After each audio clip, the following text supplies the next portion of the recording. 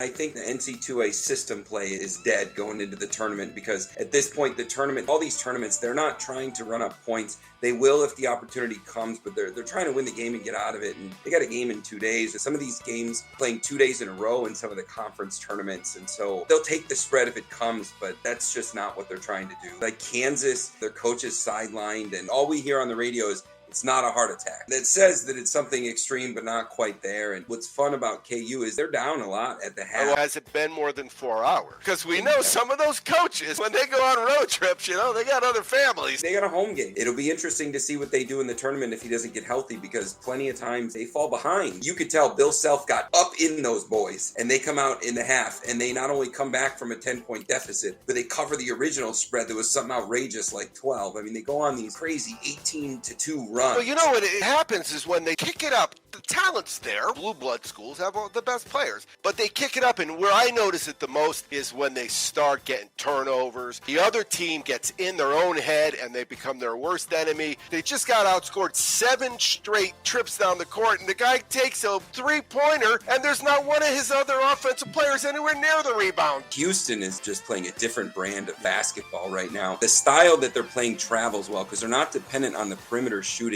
They are just animals on the boards, and they have size, and they don't get the best competition in the American Athletic, but it's chalk, but size, the way they are on the boards. You have to sink all your threes. You have to have a day where everything goes well for you, and they play sloppy. There's really only a couple teams in conference that play them tough. Memphis is always a tough game for them, and Wichita State. Cincinnati did too. WSU doesn't have a team. Nobody in the tournament's going to play Houston a second time. You're going to have to beat them the first time.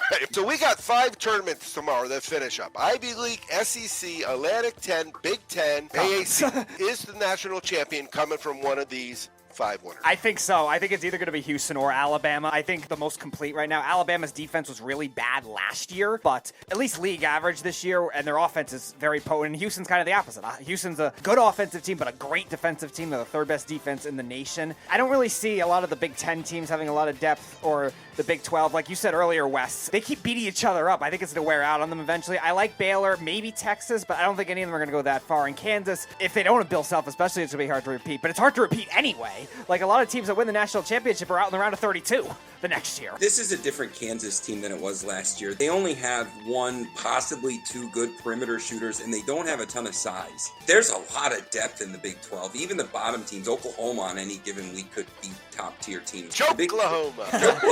The Big 10, I've thought Purdue was a fake ID all season. They'll probably win a few games, but I don't see Purdue taking it all the way. The Pac-12, a couple years ago, Chaz had to write a letter to the commissioner of the Pac-12 apologizing for the unkind words that he used against them. Well, that was the year that nobody saw UCLA getting 11 seed in the Final Four. The Beavers made their Elite way. 8. Gonzaga always looks good going into it, and then they play against some of these East Coast teams that just play a different brand of basketball. That conference is not getting you ready for the tournament. It never has. No. It never will. They're averaging 87 points. They touch 100 points in some games. The Big East is tough. These lower tier Big East teams are going to knock I like some a lot of people them. I like Creighton and Providence a lot. I love Providence. Marquette is really playing good ball too. Shaka Smart, what a coach. I'm glad that he's not at Texas anymore and he's winning elsewhere. Texas is where promising coaches go to just get kicked in the groin. And then the upsets, they happen, but I don't want to fill out a bracket and chase the upsets. If you pick the Final Four and it's chalk, you're probably right more than you're wrong. On the wagering side of things, I have an account that I got with some bonuses. And so the plan is $5 on every underdog in points. Kind of like what we did with the dog money line pool for the NFL. I want to see how far it goes. Well, you're taking the points, though.